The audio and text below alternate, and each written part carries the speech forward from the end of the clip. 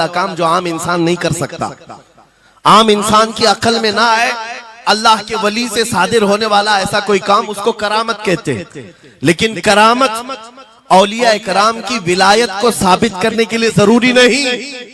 औलिया कराम की विलायत को साबित करने के लिए करामत नहीं दिखाई जाती, शरीयत पर इस्तिकामत ये विलायत की अलामत है। अगर वो मजबूती के साथ हर जमाने में अपने दीन पर जमा हुआ है, वो अल्लाह का वली है, वो अल्लाह का वली है। आज भी हमारी कौम औलिया को ढूंढने पर लगी हुई है। सुनो, अल्लाह का वली ढूंढना चाहते हो तो ढूंढने के लिए निकलते हैं और पीछे पड़ जाते हैं, देखते हैं ये ठोकर मार करके सोने का सिक्का निकाल सकता है कि नहीं निकाल सकता है। औलिया को इन्हीं बातों पर आज भी लोग परखते हैं, सोचते हैं कि अभी बाबा आसमान पर उड़ेंगे तो मैं समझ लूंगा अल्लाह के वली हैं, पानी पे चल के दिखाएंगे तो मैं समझ लूंगा अल्लाह के वली हैं, मैं यहीं बैठा हूं अचानक मेरे पास पैसों का थैला खोल के दे दें अल्लाह के वली होंगे। यानी तुम एक जगह बैठे रहो, हलवा खिलाने वाले बाबा जिसको तुम समझोगे अल्लाह का वली है। मेरे अजीजों, ये जो चीजें तुम समझ बैठे हो अल्लाह के वली के लिए, ये जरूरी नहीं, बल्कि ये देखो कि वो नबी पाक की शरीयत पर कितना कायम है, मेरे नबी के रास्ते पर कितनी मजबूती से जमा हुआ है। मैं आपको पूछता हूं, सैयदुश शुहदा इमाम अली मकाम इमाम हुसैन आजम से बढ़कर अल्लाह का वली कौन? अल्लाह का वली कौन है? सारे औलिया कराम की निस्बत वहां जाकर खत्म होती है। उस हुसैन आजम को देखें करबला के मैदान में, अपने बच्चों की कुर्बानी के सामने भी जमे रहे, डटे रहे, करामत का इजहार नहीं किया, शरीयत पर इस्तिकामत लोगों को दिखाया। दुनिया में जैसी भी आफतें आ जाएं, मुसीबतें आ जाएं, अगर दीने मुस्तफा पर जमा हुआ है, इस्तिकामत के साथ खड़ा हुआ है, वो उसकी सबसे बड़ी विलायत है, वो सबसे बड़ा वली है। अल्लाह का वली वो है जो शरीयत पर जमा हुआ है, डटा हुआ है, कायम है। और करामात औलिया इकराम की जिंदगी का एक छोटा हिस्सा है, छोटा हिस्सा है, और इस्तिकामत ये बहुत बड़ा हिस्सा है। जमे रह जाना किसी बात पर, खौफ ना खाना बातिल ताकतों से, न डरना इन जालिमों से, ये औलिया इकराम की जिंदगी का खास वतीरा है। आज हम सबको जिस चीज की जरूरत है वो करामत की नहीं, इस्तिकामत। करामतें सुनते भी आया, अब करामत से आप ये समझते हैं कि काया पलट जानी चाहिए। लोग आज मजाक भी करते हैं, कुछ वो मॉडर्न ख्याल के डॉक्टरों और प्रोफेसरों के लेक्चर सुन करके पागल जो हो चुके सोशल मीडिया पर, वो भौंकते हैं करामात औलिया पर। क्या अब करामात क्यों नहीं दिखाते अल्लाह के औलिया? ये जो हालात बदले हुए हैं, इन हालात में इनकी करामतों से जमीन क्यों नहीं पलट जाती? जालिमों के मुंह में कीड़े क्यों नहीं पड़ जाते? मेरे अजीजों, पूरी दुनिया करामात से नहीं चलाई जाती, वल्लाह मुसब्बिबुल अस्बाब, असबाब पर रखा है।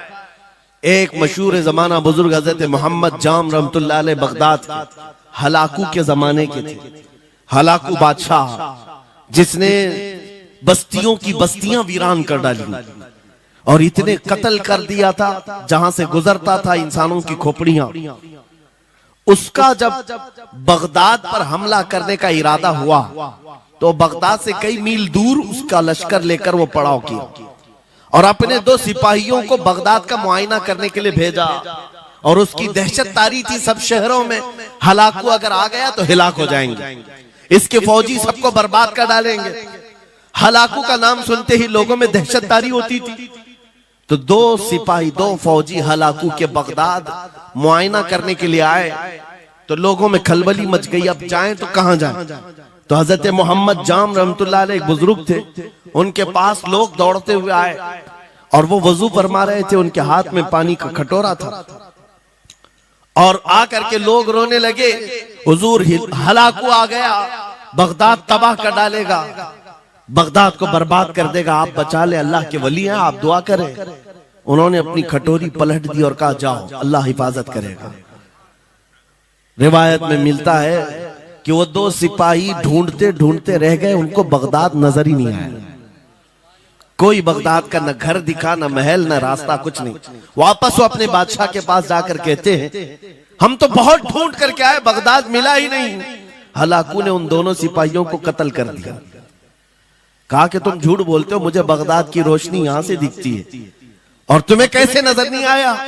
या तो तुम निकम्मे हो या तो फिर मेरे साथ धोखा कर रहे हो। कत्ल कर दिया। दूसरे दिन अपने खास 2 वजीरों को भेजा कि जाओ बगदाद का मुआयना करके आओ, गलियां, वहां की सड़कें और वहां के महल्लात, वहां की इमारतें देख आओ। ये 2 वजीर गए और ढूंढते रहे। जैसे ही वो बगदाद में इंटर हुए, आज फिर लोग हलाकू के इन वजीरों को देखकर दौड़े दौड़े भागते हुए इस अल्लाह के वली के पास आया, हज़रत मोहम्मद जाम। आज फिर रोने लगे। कहा हमारी बीवियां बेवा हो जाएंगी, हमारे बच्चे यतीम हो जाएंगे, सब मारे जाएंगे, आप बचा लें। आज फिर से उन्होंने कटोरी पलट दी। कहा जाओ अल्लाह हिफाजत फरमाएगा। अल्लाह वालों का ये तसर्रुफ है, ये करामात है। वो चाहे तो पूरे लोगों को पोशीदा कर दे जालिमों की नजर से। दूसरे दिन वो वजीर भी ढूंढते रह गए, उनको भी बगदाद नजर नहीं आया। वापस गए। बादशाह के वो बड़े मोतमद लोग थे। कहा कि हम भी गए लेकिन हमको बगदाद नजर नहीं आई। हलाकू को बड़ा ताज्जुब हुआ, ऐसा कैसे हो सकता है? लोकेशन बिल्कुल सही है, हम सामने चंद मील के फासले पर है और इनको बगदाद नजर क्यों नहीं आता? तीसरे दिन उसने कहा कि अब किसी मुआयने की जरूरत नहीं, कोई जायजा लेने की जरूरत नहीं, हम डायरेक्ट जाते हैं। फौज को तैयार करो। पूरी फौज को लेकर के जब तैयार होकर वो बगदाद के सरहद पर आकर खड़ा हो गया, उसके जंग का बिगल बजा और तबाही के आवाजें आने लगी, तो आज लोग फिर दौड़ते हुए हजरत मोहम्मद जाम के पास आए और उनसे रो रो कर गिड़गिड़ाने लगे। कहा आज तो आफत आ गई, बड़ी बला आ गई। तवज्जो से सुनना मेरे अजीजों, आज आप अगर ना बचाएं तो सब तबाह हो जाएंगे, बर्बाद हो जाएंगे। आज आप अपनी कटोरी उठा रहे थे, उन्हें गैब से निदा आई, ए मेरे महबूब बंदे, कब तक तुम अपनी कटोरी उठाकर इनको बचाते रहोगे? इनको मोहलत दी गई थी अपने अमाल दुरुस्त करने की, ना इन्होंने तौबा किया, ना अपने अमाल दुरुस्त किए। इनको इनके हाल पर छोड़ दो। अल्लाह के वलियों को हुक्म होता है अल्लाह का, अब इन्हें न बचाया जाए तो जाहिर सी बात है वो हुक्म इलाही के पाबंद है। उन्होंने वो कटोरी छोड़ दी। फिर हलाकू दाखिल हुआ बगदाद में और ऐसी तबाही मचाई थी कि पूरे बगदाद की सड़कों में सिर्फ खून ही खून था। तबाह बर्बाद कर दिया, ईंट से ईंट बजा डाली। इस वाक़े को मैंने पढ़ा, उसके बाद ये महसूस हुआ अल्लाह के औलिया इकराम मदद जरूर करते हैं, लेकिन एक वक्त तक। जब वो वक्त आ जाए अल्लाह की तरफ से मना हो जाए कि ये कौम बड़ी सरकश है, अब इनकी मदद ना की जाए, तो फिर ये हाथ उठा लिया करते हैं और इनको हालात पर छोड़ दिया जाता है।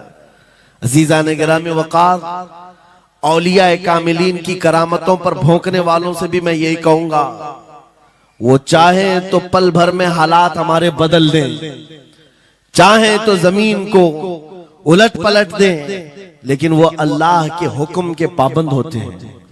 और लोगों के लिए ये बात है, नसीहत है कि जब ऐसे हालात आ जाएं, आप इधर उधर भागने की बजाय पहले अपने दिल की तरफ देखें, कहीं मेरे गुनाहों से दिल के धब्बे बढ़ तो नहीं गए, मेरा दिल सियाह तो नहीं हो गया।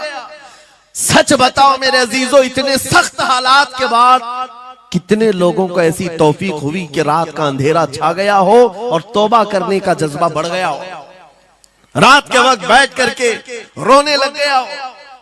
फिलिस्तीन के गज्जा के उन मुसलमानों की हालत सार को देखकर रूह अगर तड़पती है और तुम अपने अमाल की सेहत और दुरुस्तगी के लिए तौबा कर ले जाते हो, ये बहुत बड़ी नेमत है अल्लाह की। फिर तुम्हें किसी करामत के ज़ुहूर की जरूरत नहीं, तुम्हारा बदलना ही दुनिया के हालात को बदल देगा, सब बदल जाएगा। लेकिन अगर उन्हीं हालात पर बाकी रहे तो फिर करामत से भी तुम नहीं बदलोगे और ना हालात बदलेंगे, कोई चीज नहीं बदलेगी। इन्नल्लाह ला युगय्यिरु मा बिकौमिन हत्ता युगय्यिरु मा बिअनफुसिहिम। कुरान में मेरा मौला फरमाता है बेशक अल्लाह ताला उस वक्त तक किसी कौम की हालत नहीं बदलता जब तक उस कौम को खुद अपनी हालत बदलने का ख्याल ना हो। हम अपनी जानिब से शुरुआत करें और फिर हालात खुद बदल जाएंगे, हालात खुद बदल जाएंगे। सरकार सैयदना गौसे आजम अब्दुल कादिर जीलानी रदी अल्लाह तआला अन्हु जिस हाल में बगदाद तशरीफ लाए थे उस जमाने को याद करें, उस जमाने को याद करें। वो ऐसा जमाना था कि उस वक्त हक बोलना एक जुर्म हो गया था। शिया नवाज खलीफा मौजूद थे, हजरत अबू बकर हजरत उमर का नाम लेने पर भी मस्जिद के दरवाजे पर कोड़े मारे जाते थे। ये वो हालात थे, उलमा की जुबानें गंग थी, बोल नहीं पाते थे। खुतबा क्या देना है वो बिल्कुल स्क्रिप्टेड, जो खलीफा वक्त चाहे बस उतना ही। आज जैसे सऊदियों के यहाँ ये रिवाज है, बादशाह की हिमायत में और बादशाह जैसा चाहे वैसी मस्जिद का मौलवी भी बोलता रहे। शरीयत क्या कह रही है, मेरे मुस्तफा करीम सल्लल्लाहु ताला अलैहि वसल्लम की तालीमात क्या कह रही है, इससे क्या सरोकार। बस उतनी बातें करो जितनी उनके बादशाह की हिमायत की। ये दौर गौसे आजम के जमाने का भी था। उस वक्त हक बोलना एक बहुत बड़ा जुर्म था, उलमा को कोड़े मारे जाते थे। आपको पता है उसी बगदाद में सिर्फ एक हक बात का ऐलान करने की वजह से इमाम अहमद बिन हंबल को 300 कोड़े मारे गए थे। उनकी पीठ झुक गई थी, उनकी रीढ़ की हड्डी टेढ़ी हो गई थी। कोड़ा किसको कहते हैं, कोई रस्सी को नहीं, चमड़े का वो बेल्ट जिससे वो मारते थे तो जिस्म की चमड़ी लग करके आ जाती थी। 100 कोड़े में तो आदमी मर जाता था, कोई बच गया बच गया। 300 कोड़े खाए उस इमाम की बात कर रहा हूं जिसको मेरे नबी की 5 लाख हदीसें याद थी। वो इमाम अहमद बिन हंबल इतने बड़े इमामुल हदीस कोड़े खाते थे तो किस बात पर, सिर्फ हक बात का ऐलान बरसरे पैकार करते थे, सबके सामने करते थे। उन्होंने कोई बादशाह की रू रियायत नहीं की, उन्होंने ये नहीं देखा कि ये क्या चाहते हैं, बल्कि हमेशा ये देखा कि मेरे नबी की शरीयत क्या चाहती है। मेरे अजीजों यही बड़ी करामत है। गौसे आजम की बड़ी करामतों में से करामत ये है, उस जमाने में आप बगदाद तशरीफ लाए जब हालात ऐसे थे कि हक बोलना दुश्वार था, और आप जब मस्जिद पर खड़े, मस्जिद के मिंबर पर खड़े होकर ऐलान करने लग गए, हैबत ऐसी तारी थी कि कोई आपको रोक ना सका, और आपके ये हक्कानियत की तबलीग फैलती गई। शुरू में 10 लोग, फिर 20 लोग, फिर 100-200, फिर 1000-2000। गौसे आजम ने चंद महीनों में जो खुतबात दिए, आपके खुतबात का आलम यह था कि फिर 70,000 का मजमा बराबर सुनने के लिए आया करता। और गौसे आजम का ये खुतबा एक नहीं, हजारों खुतबात हैं। जब जब आप खुतबा देते थे, एक बात याद रखें, जुबान अगर पाक हो और अल्लाह की नबी पाक की शरीयत ताहिरा बोलती हो, उस जुबान में भला का असर होता है, अल्लाह करीम की तरफ से असर डाला जाता है। हक बात अगर बुलंद आवाज से कहो, ये मत देखो कि मैं कौन हूं, ये देखो कि कलाम किसका है। अल्लाह करीम लोगों के दिलों पर बात डालता है। गौसे आजम की जुबान से निकले हुए कलमात ऐसे हुआ करते, मजमा खत्म होने से पहले पता नहीं कितनों की तो लाशें उठाई जाती थी, कितने तो वहां बेहोश हो जाते। किस बात पर? इतना असर करता दिल पर कि लोग कपड़े फाड़ लेते थे। खुतबे के अंदर, बयान के अंदर ऐसा असर होता कि लोग बैठे बैठे मदहोश हो जाते, कोई जोश हाल में कपड़े फाड़ डालते। रिवायात में बताया गया कोई एक मजमा भी ऐसा नहीं जिसमें हुजूर गौसे पाक की तकरीर के बाद जनाजा ना उठाया गया। हर खिताबत के बाद, और बोलते क्या थे, हैरत की बात है मेरे अजीजों। आज बाज लोग ये कहते हैं, हम भी बहुत सारी चीजें बयान कर रहे हैं, मैं अपने लिए भी नसीहत और सारे उलमा के लिए भी कहता हूं, लोगों के पल्ले नहीं पड़ती, लोगों के कानों में नहीं जाती। ये जुमा में आते हैं, सोते रहते हैं, जब इमाम खड़ा होता है नमाज के लिए तो ये झटका लेकर के खड़े होते हैं, बयान यूं ही चला जाता है। मेरे अजीजों, 2 चीजों की पाबंदी जरूरी है। मैंने पढ़ा था इमाम अहमद बिन हम्बल नहीं, हजरत सुफियान सौरी रदी अल्लाह ताला, हजरत सुफियान सौरी नसीहत कर रहे थे, और जब वो नसीहत करते तो लोग रो पड़ते थे, आखिरत को याद करते, कब्र की होलनाकियों का तज़किरा करते तो लोग रोने लगते थे। एक बंदा था, वो मजलिस में आया करता और खामोश बैठता, और उस पर कुछ भी असर नहीं। एक दिन उसने पकड़ करके पूछा हजरत सुफियान से, आप जब बयान करते तो लोग धाड़े मार मार कर रोते हैं, मुझे तो कुछ नहीं होता, मैं तो ऐसे ही बैठा रहता हूं। आपने क्या फरमाया? आपने ये नहीं फरमाया कि तू बदतमीज है, तू बदमाश है, तू बद अमल है। फरमाया दो में से एक खराबी हो सकती है, या मेरा दिल खराब होगा या तेरा दिल खराब होगा, इसलिए कि मैं बात रसूलुल्लाह की कर रहा हूं, इसमें असर तो होगा ही। दो में से कोई एक खराब होगा, ये नहीं फरमाया कि तू ही खराब है। यहां पर हमारे लिए नसीहत है, बोलने वाली जुबान पाक हो और लुकमा हलाल का जाता हो, अल्लाह असर जरूर पैदा फरमाता है। सरकार गौसे पाक रदी अल्लाह ताला अन्हु मिंबर पर खड़े होकर बयान कर रहे हैं। क्या बयान कर रहे हैं? सुने। एक दिन आप हजरत अब्दुल जब्बार को बैठाए, अपने बेटे को, वो बयान करते रहे, उसके बाद उतर करके आगे कहा, अब्बा जान आप जो बयान करते हैं उसमें जो रिक्कत तारी होती है वो मेरे बयान में नहीं होती, आप बयान करें। गौसे पाक मिंबर पर खड़े हो गए और सुनो, 70,000 का मजमा है। गौसे पाक की तकरीर क्या है? डायरेक्ट शुरू फरमाते गौसे पाक, ऐ लोगों, मेरे घर में आज एक बड़ा हादसा हो गया। अपने घर का वाकया बयान कर रहे, मेरे घर में आज एक अजीब हादसा हो गया। अब्दुल जब्बार की माँ यानी अपनी बीवी के बारे में कह रहे हैं, उनके बेटे हजरत अब्दुल जब्बार कहते हैं, अब्दुल जब्बार की माँ मेरे लिए दही मट्टी की हांडी में जमा कर रखी हुई थी, एक छीके से लटकाई हुई। गर्मियों के दिन थे, आज मेरी भी ख्वाहिश थी दही खाने की। मैं घर पहुंचा दोपहर के वक्त, दही की हांडी मेरी बीवी ने उठा करके दस्तरखान पर रखा था। मेरे पहुंचने से पहले ही एक बिल्ला आया घर में और पांव से झपटा मारा, वो दही का मटका गिर गया, टूट गया और दही पूरा जमीन पर बह गया। न माँ खा सका न मेरी बीवी खा सकी। इतना बयान करना था कि लोग ठाड़े मारकर रोने लग गए, कपड़े फाड़ने लग गए, लोगों के अंदर जोश हाल से कैफियत बदल गई।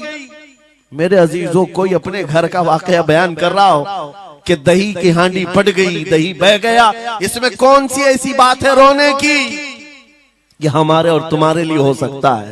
गौसे आजम का मजमा भी अहले दिल का हुआ करता था, वो बसीरत वाले लोग बैठते थे।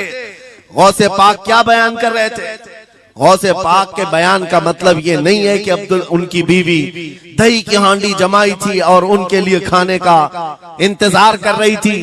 गौसे आजम अपने वाकये से दुनिया की हालत बता रहे थे, ऐ लोगों, जिस तरह मेरे घर में आज मेरे खाने से पहले दही का मटका टूट गया और दही बह गया, सबकी हालतें तकरीबन ऐसी होती हैं। इंसान अपने लिए इतना कमाता है, माल जमा करता रहता है, और जब उसके खाने का वक्त आता है, मलकुल मौत पंजा मारकर रूह निकाल लेता है और सारा माल उसका धरा का धरा रह जाता है, ना वो चख पाता है ना खा पाता है।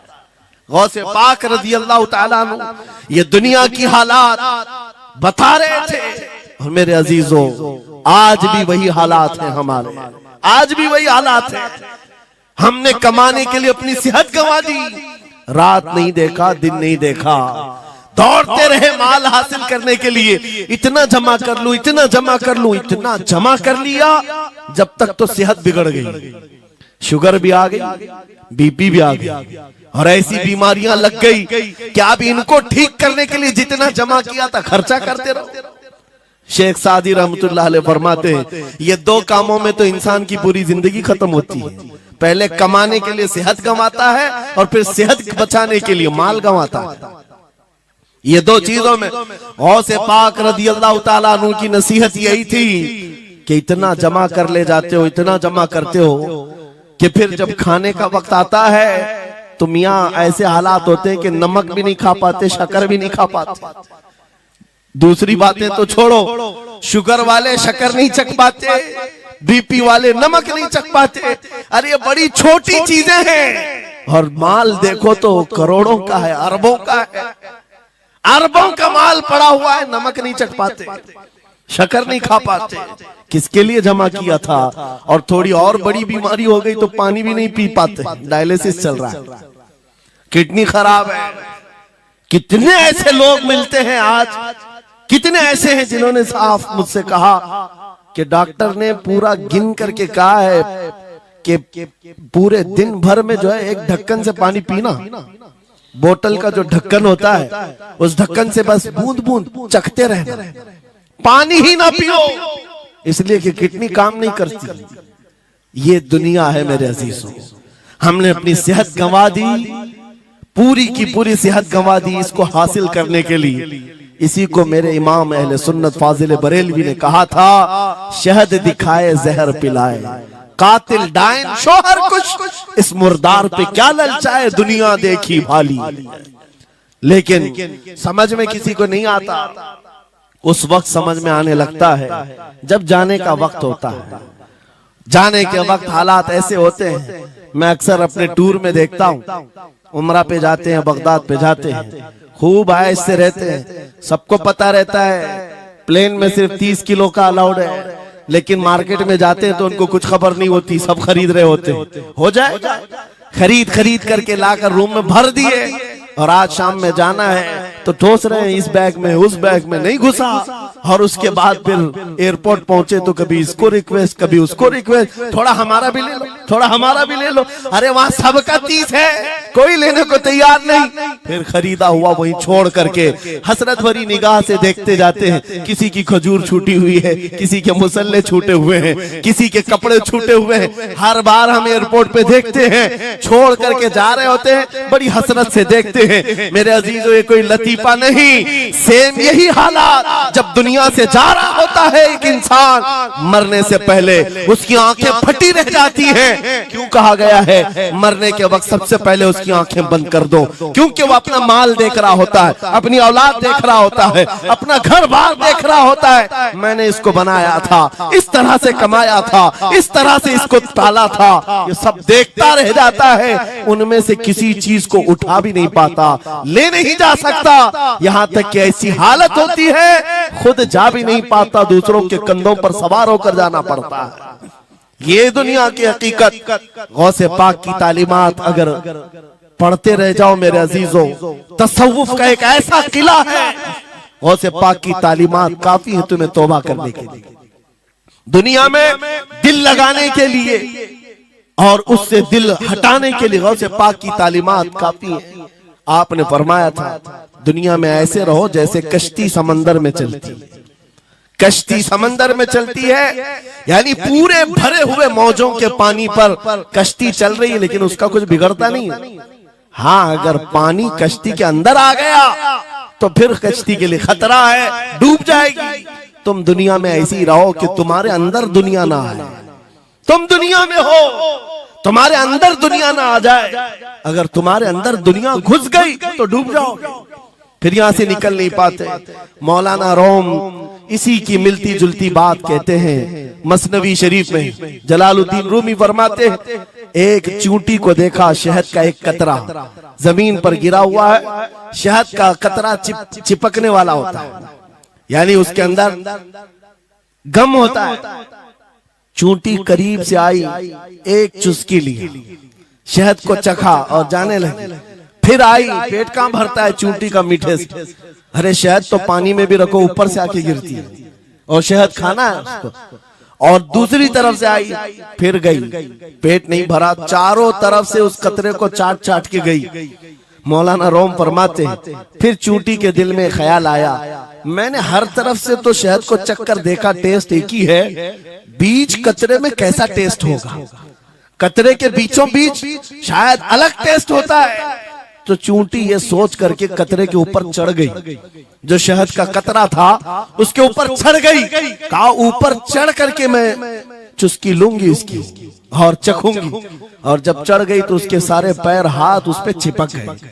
चूप्स तो लिया, शहद खा तो लिया, लेकिन वापस आने का कोई रास्ता ही नहीं था। सारे हाथ पैर उस शहद के गम में चिपक गए, चूंटी की उसी कतरे में मौत हो गई। मौलाना जलालुद्दीन रूमी फरमाते हैं, इंसान यही करता है, माल कभी इधर से कमाता है, कभी उधर से कमाता है, हर जगह से देखता है, सारे टेस्ट ले लेता है, बाद में बड़े बड़े लोगों को देखता है, अरे नेताजी तो बड़े बंगले में, वहां कैसा ऐश होता होगा, कोई उस रिजॉर्ट में है, वहां कैसी मस्तियां होती होंगी, वहां भी जाकर देख लूं। ये वहां भी यहाँ भी करते करते घुस जाता है और दुनिया में ऐसा मसरूफ होता है, उसकी मौत आ जाती है, तौबा की मोहलत नहीं मिल पाती, उसी दुनिया में फंस जाता है। मेरे अजीजों, गौसे आजम की तालीमात ये हैं, दुनिया में ऐसे रहो जैसे कश्ती समंदर में रहती है, तुम्हारे अंदर पानी ना आने पाए, अगर तुम्हारे अंदर आ गया तो डूब जाओगे। इन तालीमात पर अमल करते हुए आज हम हालात देख सकते हैं, जितनी चीजें ने हमें बिगाड़ा है आज, वो दुनिया की मोहब्बत है, वो दुनिया की मोहब्बत है। मेरे आका सल्लल्लाहु अलैहि वसल्लम का एक फरमान मैं सुनाता हूँ, अबू दाऊद शरीफ की हदीस है, वो आज के जमाने में अगर मैं आपके सामने बयान करूं तो ऐसा लगे हमारे लिए ही बयान हुआ है। रसूल करीम सल्लल्लाहु अलैहि वसल्लम फरमाते हैं, यूशकु अन तदाअ अलैकुमुल उमम कमा तदाअल अकिलतु इला कुसअतिहा, करीब एक जमाना तुम पर आएगा, तुम देखोगे कि सारी जमातें मेरी उम्मत पर टूट पड़ेंगी, ऐसे टूट पड़ेंगी जैसे भूखा बर्तन पे झपटता है, भूखा आदमी जैसे बर्तन पे झपटता है, ऐसे मेरी उम्मत पर सारी कौमें झपट पड़ेंगी। आज वही तो हालात है, आज वही हालात है, सबका टारगेट हम ही है, सबका निशान हम है। सहाबा ने पूछा उस वक्त, यौमइदिन मिन नहनु मिन किल्लतिन या रसूल अल्लाह, ऐ अल्लाह के रसूल, उस जमाने